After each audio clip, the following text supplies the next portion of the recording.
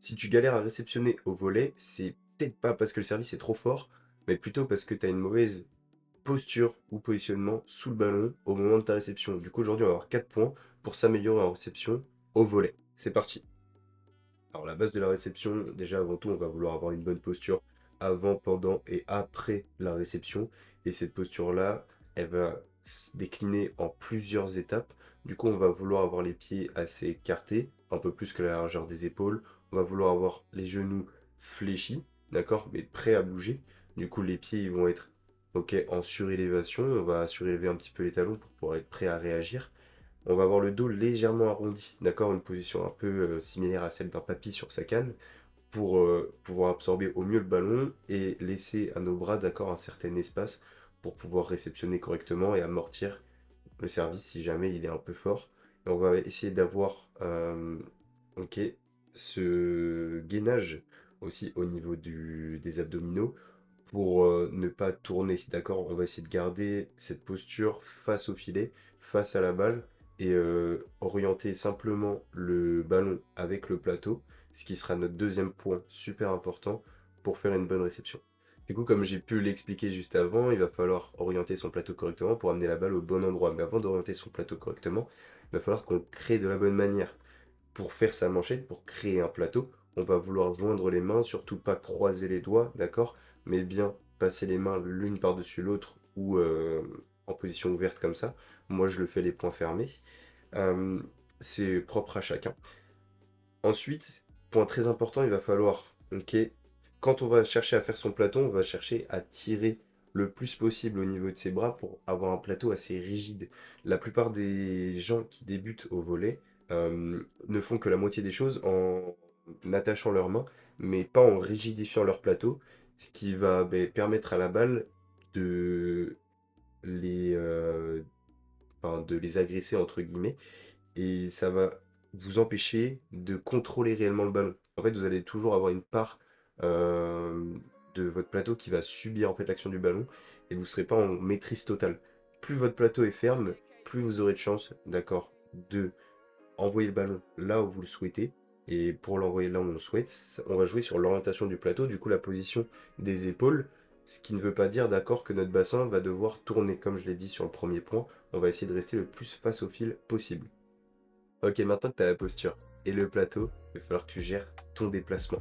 Et pour ça, ça va être très simple. Il va falloir que tu te déplaces très rapidement sous ton ballon. Du coup, que tu vas essayer de faire des grands pas pour aller chercher le ballon. Et dès que tu vas arriver au moment où tu vas presque contacter le ballon, là, ça va être des tout petits pas, des ajustements, ok, pour être stable à la fin pendant le contact du ballon. Pour diriger, ce sera ton orientation qui va faire, d'accord, tout le boulot. Et de manière générale, ce que tu vas chercher à faire en termes de positionnement des pieds, c'est surtout de ne pas les avoir sur la même ligne. Alors pour ça, je reviendrai à la fin de la vidéo parce que ce sera un peu plus technique, mais l'intérêt c'est que tu aies un pied un petit peu plus avancé ou un petit peu plus reculé en fonction, ok, de la trajectoire de la balle et d'où elle atterrit, ok, au niveau de ton plateau, au niveau de ton corps au moment du contact. Point numéro 4, et qui n'est surtout pas à négliger et très mal exécuté régulièrement par les débutants, ça va être le rapport bras-jambes. Qu'est-ce que j'entends par là? En fait, c'est tout simplement quand on fait une manchette, qu'on est débutant, on va avoir tendance à utiliser énormément nos bras pour donner de la force au ballon. Ce qui est dérangeant avec cette technique, c'est qu'elle n'est pas du tout précise et ça ne nous permet pas, d'accord, d'emmener le ballon là où on le souhaite réellement. Il y a des pays qui le font. Je pense aux Brésiliens notamment. On le voit beaucoup. Ils emmènent leur ballon avec leurs bras.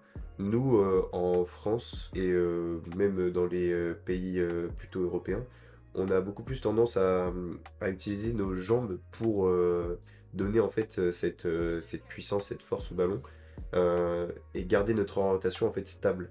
Le problème avec les bras, c'est que 1 millimètre d'écart et le ballon peut complètement zipper. C'est hyper important qu'on garde du coup notre plateau rigide, comme j'ai pu le dire, mais surtout aussi nos épaules rigides et qu'on fasse le boulot de puissance d'accompagnement du ballon vraiment avec nos jambes. Et pour ça, je vais vous mettre une vidéo pour que ce soit beaucoup plus clair. Mais c'est très important de comprendre ce point-là parce qu'on peut passer d'une réception assez moyenne et assez inconstante à une réception vraiment très très constante, où au minimum, bah, on garde le ballon devant nous et on limite les zips de manière vraiment concrète, quoi.